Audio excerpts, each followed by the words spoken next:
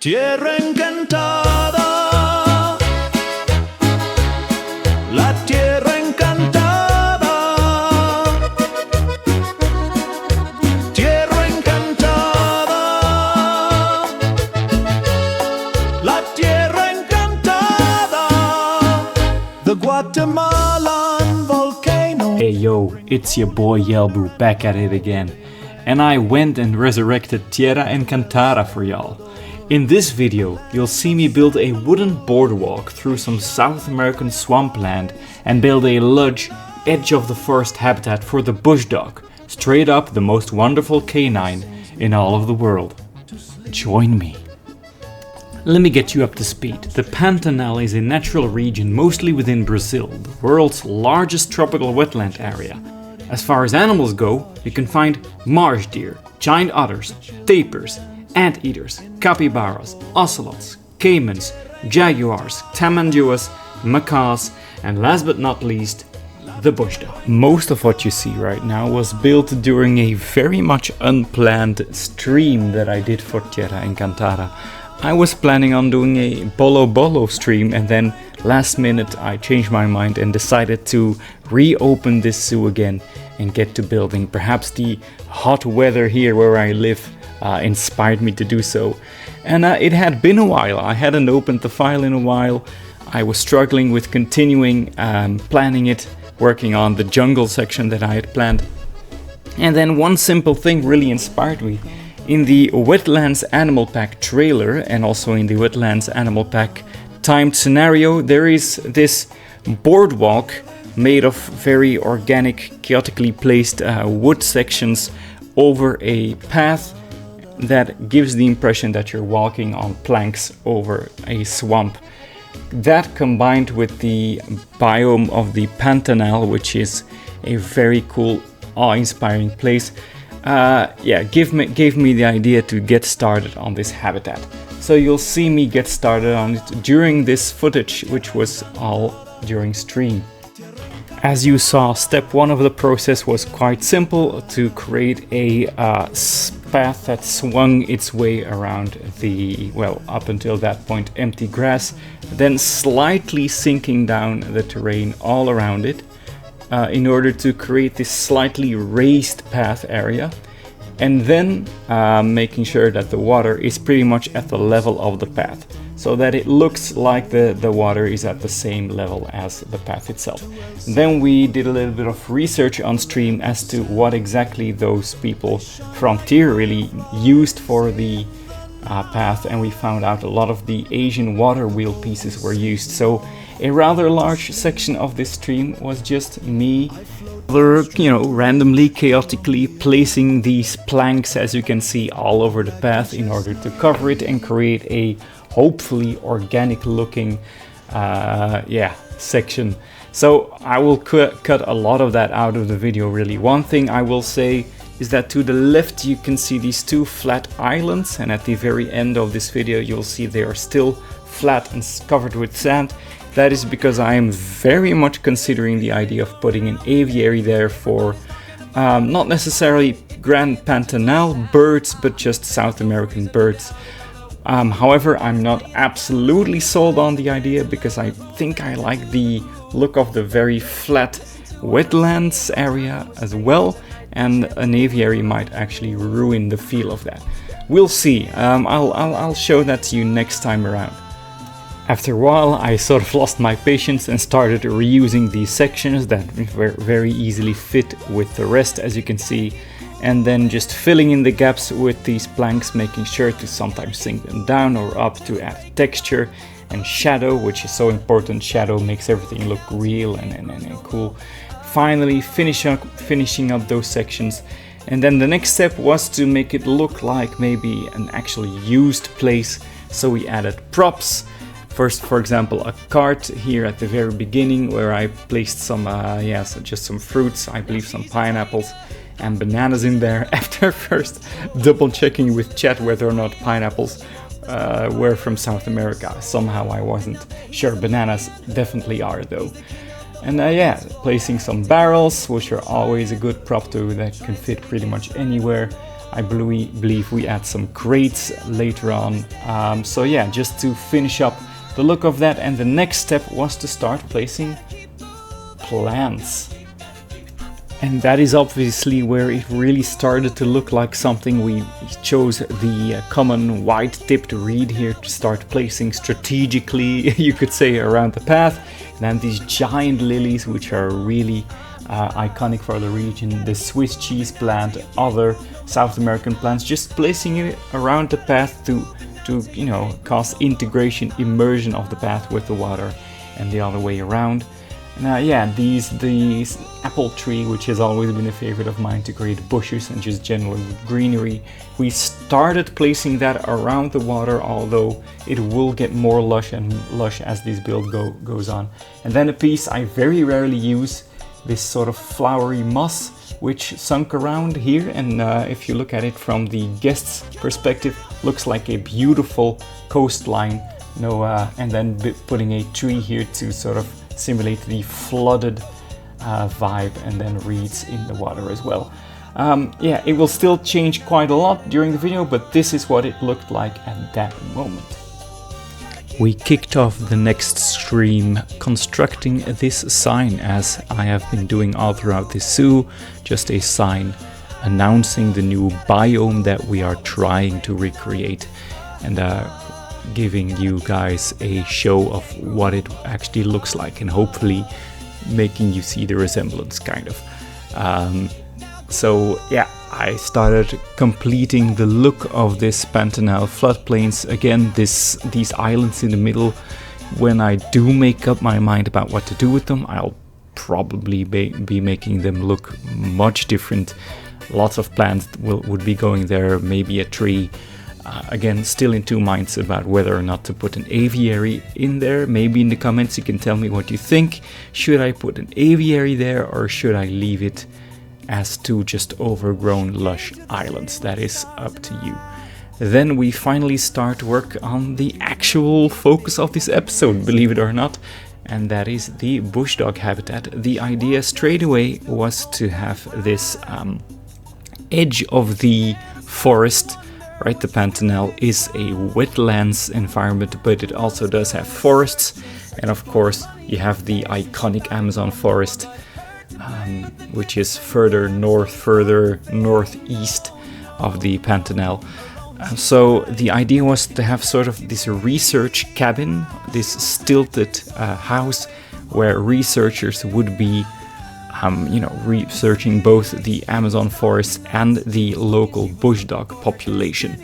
And I didn't want to create a habitat necessarily where you had ideally the greatest view of the bush dog. The idea needed to be that you got lucky when you saw them. These are small animals, but the habitat by design keeps them a bit farther away from you, meaning that if you really want to get your money's worth out of seeing them, you'll have to spend time in this house. Maybe reading some of the, I imagine there's probably lots of fake documents and educational stuff here, so that you actually have to spend time here checking out the bush dogs, and if you see them, you really feel like, like you got lucky. So I did a lot of props here. I don't know why that car is kind of on fire. Maybe the idea was that this is an abandoned research station, and that maybe something went wrong. I didn't really create any further story there, so it's up to you to decide. Gave them a little balcony with some random crates, I used a lot of blueprints. Everything inside the research building is blueprints, except for this stupid poster of the bush dog that I made myself. Even had a table. It took a long time to decide which basket to use for the pineapple. Eventually settled on this one, and we put a massive pineapple in the middle of this table. So you'll see later on what this looks like. Then we added some trim here for these giant viewing windows to make sure the glass feels grounded and connected to the actual wall. So that's just these wood pieces all around the edges of that window, as you see here and here, flip a little bit, complete it, and then add it to the rest. I didn't entirely plan out beforehand how the roof would work, so I just decided let's have the roof support magically on these big bamboo sticks and cover the actual room with like mosquito nets. I don't know if that's realistic or feasible, but that's what we went with, right? So they don't expect a lot of rainfall. What am I saying? They probably do expect a lot of rainfall, but that's what the roof is for. But they do definitely expect a lot of mosquitoes and other insects, and you know, you can imagine that these nets would somehow protect you. Then we planned out the general size and shape of the habitat, and knowing that they are small creatures, I did add some elevation so that when they are farther down the habitat you can still see them. And then I imagine there would be perhaps some sort of tool shed or equipment shed further back that the bush dog, now that it has been abandoned, has started to use as, you know, a place to rest, a place to sleep. So that is the idea here, some sort of abandoned, kind of overgrown tool shed that has since become a bush dog, bush dog resting spot. These PVC doors are godsend, by the way. Right, so we use these rusty tiles, then we make sure there's netting underneath the house so the bush dog cannot escape through there. The rest of the habitat I wasn't quite sure on how to do the fencing, so we start doing a little detailing inside with these moss rocks. Always you'll see me go back into the research building plenty of times to check out the view, whether or not it looks the way I want it to. I cut a lot of that out, but still I think it's, you know, realistic to show you that if you want to make habitats that work, check out the guest's perspective. Check out what the guests will see. I sometimes myself sort of lose track of the guests part of the zoo. I really tend to build for the animals first and foremost. And you do see that in a lot of my builds. Again, this habitat, if you really would rate it as a zoo habitat, would be terrible because you barely see the animal inside at times. You have to get lucky to see it. But here, so I sort of made it slope. A lot of detailing went into it. We picked that large tree that you see there. I took it out because it gave too much shadow. And, the lighting in this game does wonders for light, but not for shadow. So a lot of these moss rocks, a lot of grasses. I will say that the biome I chose, the grassland South America biome, does not lend itself well to a lush tropical, forest floor. So really spent a lot of time trying to add texture and grasses and plants to it, but it still doesn't look necessarily like a lush space. It's kind of weird. But it was at this point that I really got into the groove of things, started discovering these ferns, these palms, and really realized that in order to build a believable tropical habitat, there really is no overkill. As I've seen other creators say, you really cannot go too far with it. The whole point of tropical environments is that they are humid and wet and plants grow everywhere. So I started spamming these wonderful silver ferns, for example, pretty much everywhere, and it immediately gave so much atmosphere and depth and layers to this habitat. And in fact, so much of what you're seeing in this video has been added to in further playing of the game. I've added even more ferns, even more palms, even more tropical plants, and the path that leads away from this habitat to the next habitat, spoiler, is my favorite tropical thing I've ever done in Planet Zoo. It's so cool to look at, and I plan to go even farther than what I'm doing. So I really had a lot of fun planting this habitat, not going completely overboard, because this was supposed to be a transition between the Pantanal and the Amazon. So I didn't go too far with it, but still I really started enjoying this tropical vibe, which I have to be honest, never was my favorite thing in Planet Zoo. I've always been more about sparse and dry vegetation, maybe the temperate biome, never tropical. But as you can see, I really started admiring my own work here and started working on the edges of the habitat to really make this feel like an enclosed, wondrous, lush space.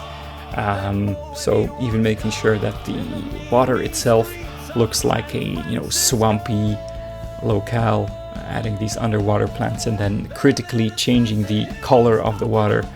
Even more silver ferns, amazing plant, and just all of the tropical plants, putting them everywhere.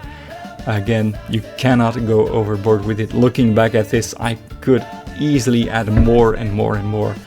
I had so much fun building the next stage of this. You will see when I showcase that in the next video, which will be next Sunday, I hope. And then one of the final steps was to add this periwinkle to the forest floor. I've seen lots of creators using periwinkle as a ground cover. I've never done this before, but I think it's interesting. I think it might fare better in a temperate biome. And yeah, final detailing here, palm trees, more of these palms and ferns everywhere. Again, you can't go too far. It's just what can your system handle, pretty much. Go to the limits of that, but I believe it looks really, really good.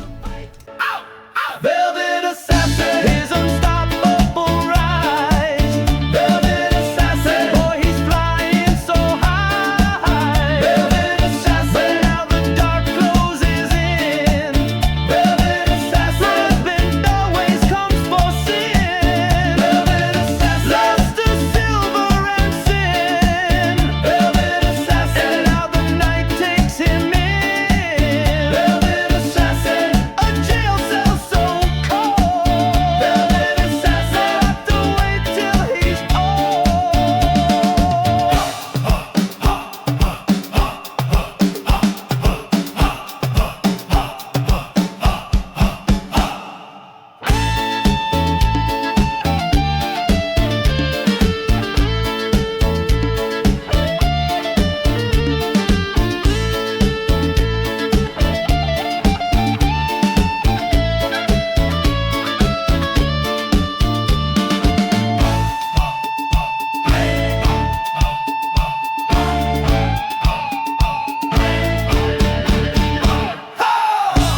I guess this is how the story goes.